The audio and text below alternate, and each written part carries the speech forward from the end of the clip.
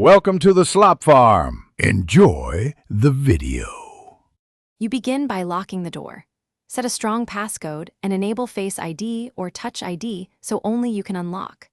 Once done, change Auto Lock to 30 seconds or 1 minute to reduce exposure when idle. Make sure your iPhone runs the latest iOS and back up to iCloud so security fixes and a recoverable copy are applied. These prerequisites protect access and preserve recovery pathways before you change permissions and networking settings. Next, tighten what apps can do. Open privacy settings and revoke or set permissions to while using app for location, and deny unnecessary camera, microphone, or photo access. Once done, manage Wi-Fi. Disable auto-join for unknown networks and use trusted hotspots only. Consider a VPN for public networks.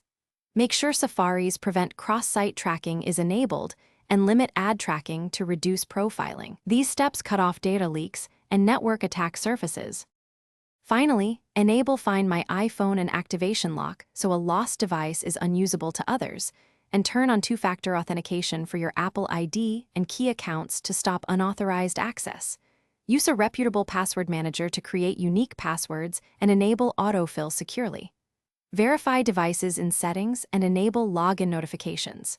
If something goes wrong, check iCloud.